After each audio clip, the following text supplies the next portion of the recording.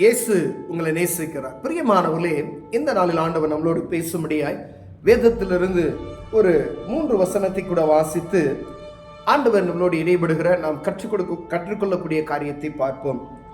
அசுத்த ஆவி ஒரு மனுஷனை விட்டு புறப்படும் போது வறண்ட இடங்களில் அலைந்து இளைப்பாறுதல் தேடியும் கண்டடையாமல், நான் விட்டு வந்த என் வீட்டுக்கு திரும்பி போவேன் என்று சொல்லி அங்கே வந்து அந்த வீடு வெறுமையும் பெருக்கி ஜோடிக்கப்பட்டதாகவும் இருக்க கண்டு திரும்பி போய் தன்னிலும் பொல்லாத வேறு 7 ஆவிகளை தன்னோட கூட்டிக் கொண்டு வந்து உட்புகந்து அங்கே குடியிருக்கும். அப்பொழுது அந்த மனுஷனுடைய முன்னிலைமையிலும் அவன் பின்னிலைமை அதிக கேடுள்ளதாயிருக்கும். அப்படியே இந்த பொல்லாத சந்ததியாருக்கும் சம்பவிக்கும் என்றார். பிரியமானவர்களே, பரிசுத்த ஆவியானவர், பரிசுத்த ஆவி, அசுத்த ஆவி, 2 காரியங்கள் இங்கு சொல்லப்பட்டு இருக்கிறது. அசுத்த ஆவி ஒரு மனுஷனை விட்டு புறப்படும் போது, ஒரு மனிதன் பாவத்தில் சிக்கி ஒரு பிசாசினுடைய தொல்லையின் நிமித்தமாய், ஏதோ ஒரு காரியத்தின் நிமித்தமாய் அந்த மனிதனுக்கு ஆண்டவர் அற்புதத்தை கொடுத்து அந்த மனிதனை ஆண்டவர் சுகப்படுத்துகிறார். ஒரு பலவீனமா இருக்கலாம், ஏதோ ஒரு காரியத்தின் நிமித்தமாய் பிசாசின் பிடியில் சிக்கி இருக்கிற ஒரு மனுஷனை ஆண்டவர் விடுதலை செய்கிறார் என்று வைத்துக் கொள்ளுங்கள். அந்த மனிதனுக்குள்ள இப்ப ஆண்டவர் அற்புதமான சுகத்தை கொடுத்து விட்டார். அற்புதமான சுகத்தை பெற்று கொண்டு விட்டோம். மீண்டும் உலகப்புறமான காரியத்துக்குள்ள மீண்டும் அருவருப்பான காரியங்களை ஆண்டவர் கொடுத்தது சுகம். யார் கொடுத்தா சுகம்? இயேசு கிறிஸ்து சுகம் கொடுத்திருக்கிறார். அநேக பலவீனங்கள்ல இருந்து மாற்றுகிற நம்ம அறிந்துட்டோம். நம்ம ஒருவேளை நமக்குள்ள வியாதி, ஏதோ மரண பயத்தை உண்டாக்கக்கூடிய வியாதி இருக்கும்.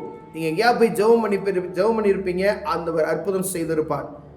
நீங்க வறுமையில வாடிக்கொண்டு இருப்பீங்க, நீங்க போய் தேவ சமூகத்தில் உட்கார்ந்து ஜெபம் பண்ணி இருப்பீங்க, ஆண்டவர் உங்களுக்கு சத்தத்தை கேட்டு உங்கள் மீது இரக்கம் வைத்து அற்புதம் செய்திருப்பார். ஏதாவது ஒரு காரியம் ஆண்டவர் உங்களுக்கு அற்புதத்தை செய்திருப்பார். ஆனால் ஒரு குறிப்பிட்ட நாளுக்கு பின்பதாக நாம் மீண்டுமாய் உலகப்புறமான காரியம், ஆண்டவரை மறந்து போய்விட்டு நாம் எப்பொழுதும் சாதாரண மனிதர்களைப் போல எப்படி வேணாலும் வாழலாம் என்று சொல்லி நாம் கடந்து செல்லும் பொழுது ஆண்டவரை மறந்து விடுகிறோம்.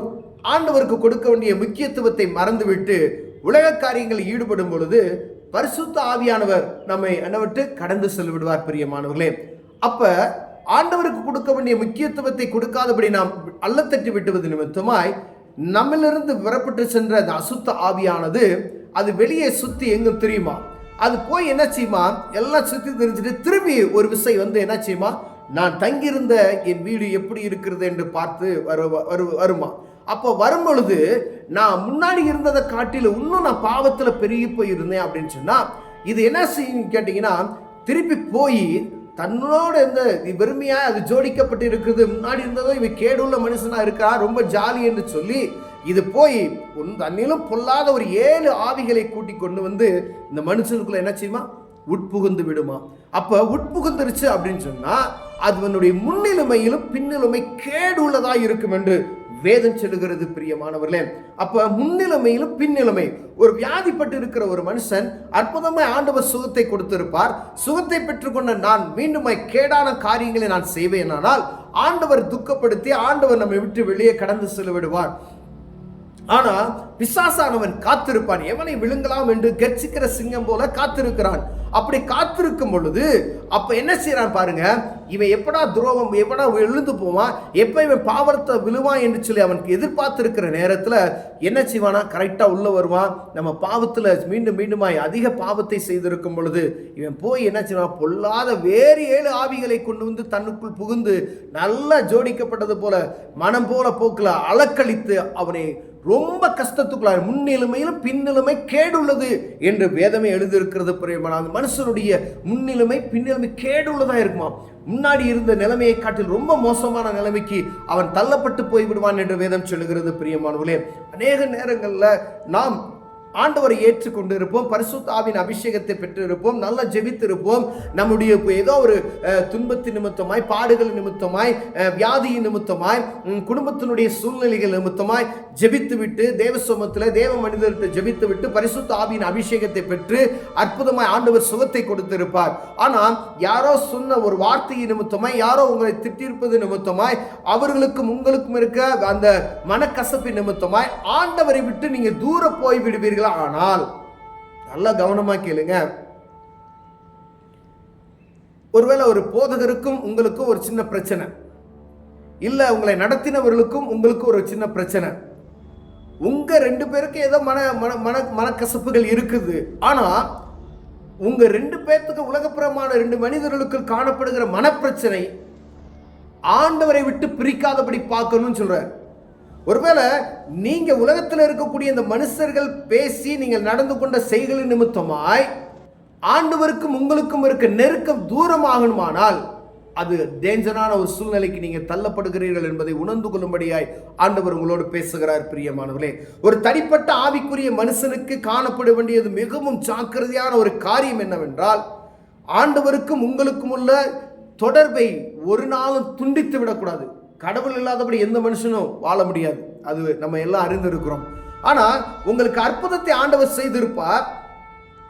ஆனால் ஆண்டவரை விட்டு பிரிந்து போகக்கூடிய ஒரு சூழ்நிலை, அதான் சொல்லுவோம் பார்த்தீங்களா, பிசாசு ரெண்டு கொம்பு இருக்கும், அப்படியே பெரிய பல்லு இருக்கும், அவன் கொடூரமான மனுஷன் என்கிற ஒரு முக தோற்றத்தை நாம் பார்த்து கொண்டு இருக்கிறோம். அவன் அப்படி வந்தால் நம்ம என்ன செஞ்சிருவோம், இது பிசாசு என்பதை நாம் அறிந்து கொள்வோம். ஆனால் அவன் யார் மூலமாய் வருவான் என்பது யாருக்கு தெரியாது. உங்க போதகர் மூலமாகவே என்ன செய்வான், செயல்படுவான். உன்னை எப்படியாவது பாதாளத்துக்கு தள்ளிவிட வேண்டும் என்பது அவனுடைய ஆசை. இந்த மனிதன் கெட்டு போக என்பது அவனுடைய ஆசை. ஆண்டவருக்கு இவன் எப்படியாவது நித்தியத்துக்கு வர வேண்டும் என்பது ஆசை. அப்போ ஒரு மனிதனை பாதாளத்துக்கு தள்ளுவதற்கு அவன் எவ்வளவு பிரயாசம் எடுக்க முடியுமோ அவ்வளவு பிரயாசங்களை என்ன செய்வான். உன் பிள்ளை மூலமாய் வருவான், உன் கணவன் மூலமாய் அவன் வருவான், உன் மனைவி மூலமாய் அவன் வருவான். ஏதாவது ஒரு காரியத்தை உங்கள் கோபப்படுத்தி உங்கள் பரிசுத்தத்தை கெடுப்பதற்கு எப்படி வருவான். ஆணாக வரலாம், பெண்ணாக வரலாம், யார் மூலமாக ஃப்ரெண்ட்ஸாக வரலாம், இவங்க அதிகாரிகள் மூலமாக வரலாம். உங்களை கோபப்படுத்தி உங்களை பாவத்துக்கு தள்ளுவதற்கான எந்த ஒரு காரியத்தையும் அவன் ஆயுதமாக எடுத்து உங்களை பாவத்துக்கு தள்ளுவதற்கு அவன் செயல்பட்டு கொண்டே இருப்பான். பிரியமானவர்களே, அப்ப எவ்வளவு ஜாக்கிரதை உள்ளவர்களாய் நாம் காணப்படும்படி அழைக்கப்படுகிறோம். இந்த பரிசுத்த ஆவியானவரை விட்டு தூரப்படுத்துகிற அப்படிப்பட்டதான ஒரு காரியம் எனக்குள்ள நான் நல்லா இருக்கணும் அப்படின்னு சொன்னா, உலகத்தில் இருக்கிற மனிதனை உங்களை போதித்தவர்களை நீங்கள் பார்க்க வேண்டிய அவசியமே இல்லை.